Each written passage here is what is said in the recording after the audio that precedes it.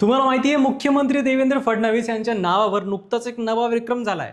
हो, सर्वाधिक काळ महाराष्ट्राचे मुख्यमंत्री राहिलेले ते आजवरचे तिसरे मुख्यमंत्री ठरलेत.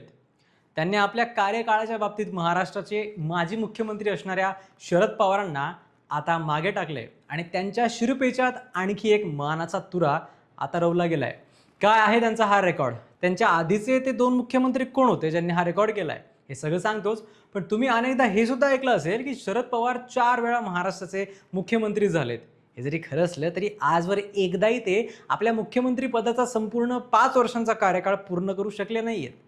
यामागे नेमकी काय कारण आहेत आणि शरद पवारांनी त्यांच्या कार्यकाळात महाराष्ट्रासाठी नेमकं काय केलं? फडणवीसांचा आजवरचा हा मुख्यमंत्री पदाचा कार्यकाळ कसा राहिला? आपल्या कार्यकाळात त्यांनी आजवर काय दिलंय महाराष्ट्राला? काय वेगळेपण आणि काय साम्य आहे या दोघांमध्ये, हे सगळं जाणून घेणार आहोत आपण आजच्या या व्हिडिओतून. नमस्कार, मी संकल्प पाटील आणि तुम्ही बघताय लगाव बत्ती. महाराष्ट्राचे सर्वाधिक काळ मुख्यमंत्री राहिलेल्या नेत्यांची यादी पाहिली तर त्यात क्रमांक 1 वर आहेत ते वसंतराव नाईक. वसंतराव हे 11 वर्ष महाराष्ट्राचे मुख्यमंत्री होते. दिवसांच्या भाषेत सांगायचं झालं तर 4096 दिवस. त्यानंतर दुसऱ्या क्रमांकावर आहेत विलासराव देशमुख. विलासराव हे तब्बल 7 वर्ष म्हणजेच 2686 दिवस महाराष्ट्राचे मुख्यमंत्री होते.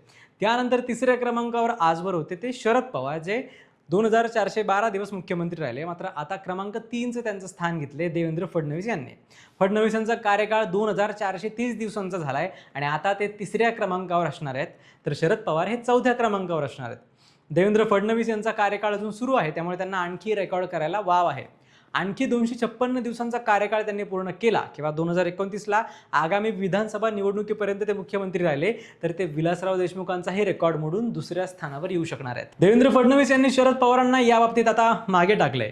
पण पवार आजवर 4 वेळा मुख्यमंत्री राहिलेत असं आपण ऐकतो, मात्र त्यांनी आपला 5 वर्षांचा कार्यकाळ कधीही पूर्ण केला नाही. शरद पवारांची आजवर मुख्यमंत्री पदाची कारकीर्द पाहिली तर ती तुटक राहिली आहे. कशी? तर शरद पवार हे पहिल्यांदा मुख्यमंत्री झाले ते 1978ला. त्यावेळी महाराष्ट्राचं राजकीय चित्र वेगळं होतं. इंदिरा गांधींना आणीबाणीमुळे विरोध वाढला होता आणि एकाच्या 2 काँग्रेस झाल्या होत्या. एक इंदिरा गांधी काँग्रेस आणि दुसरं चव्हाण रेड्डी काँग्रेस. निवडणुकीत कोणत्याही एका पक्षाला बहुमत मिळालं नाही, त्यामुळे या दोन्ही काँग्रेसने निकालानंतर युती केली आणि वसंतदादा पाटील महाराष्ट्राचे मुख्यमंत्री झाले. परंतु दोन्ही काँग्रेसमध्ये जमत नव्हतं. मग 38 वर्षांच्या शरद पवारांनी काँग्रेसमधून बऱ्याच आमदारांचा गट फोडून समांतर काँग्रेस नावाचा नवीन पक्ष स्थापन केला.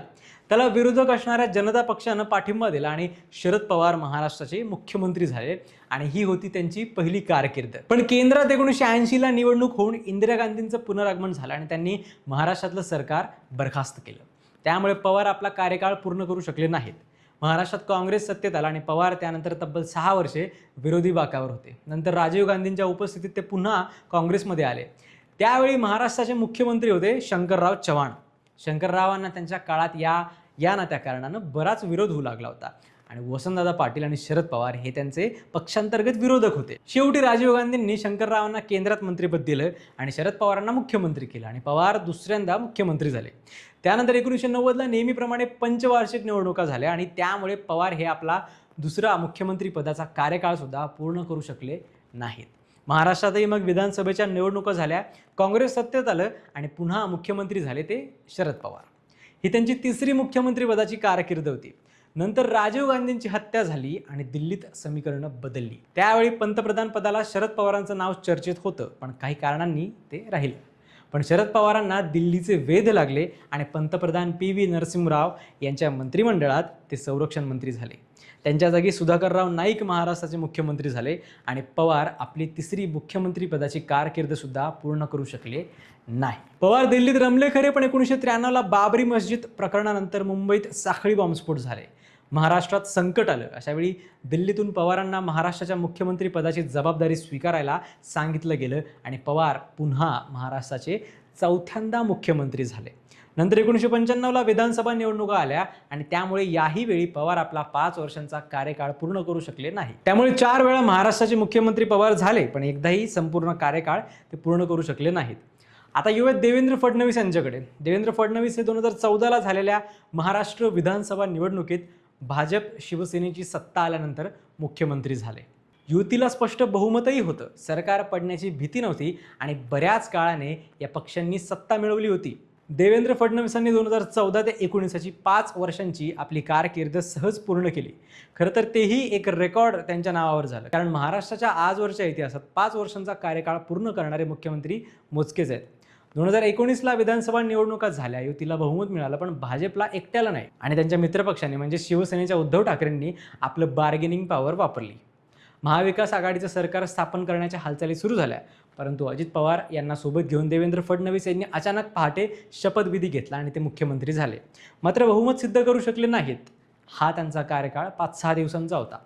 महाराष्ट्राच्या मुख्यमंत्रीपदाची इतकी लहानशी कारकीर्द असणारे सुद्धा ते पहिलेच मुख्यमंत्री ठरले आणि एक आगळं वेगळं रेकॉर्ड करून गेले. महाविकास आघाडी सत्तेत आली आणि फडणवीस विरोधी बाकावर बसले. पण 2022मध्ये एकनाथ शिंदेंच्या बंडानंतर गणितं बदलली. नव्या सरकारात ते उपमुख्यमंत्री झाले. 2024च्या निवडणुकांच्या नंतर मात्र महायुतीचं सरकार आलं आणि त्यात सर्वात मोठा पक्ष असणाऱ्या भाजपचे देवेंद्र फडणवीस मुख्यमंत्री झाले आणि त्यांची ही कारकीर्द अजून सुरू आहे. म्हणजे त्यांचीही तशी तिसरी कारकीर्द आहे.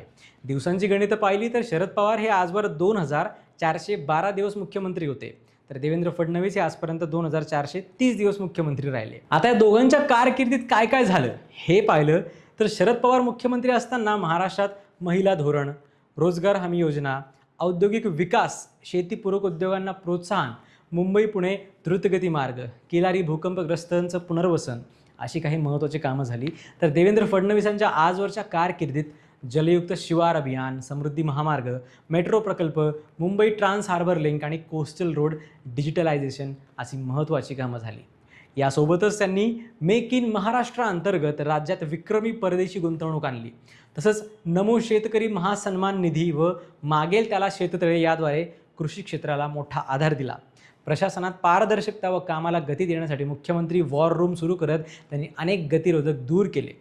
मुंबई पुणे एक्सप्रेसवे प्रकल्प, धारावी पुनर्विकास आणि गडचिरोलीचा औद्योगिक विकास ही त्यांच्या दूरदृष्टीची ठळक उदाहरणं आहेत. बाकी तसं पक्षापासून ते विचारसरणीपर्यंत आणि स्वभावापासून ते काम करण्याच्या शैलीपर्यंत या दोन्ही नेत्यांमध्ये बराच फरक आहे.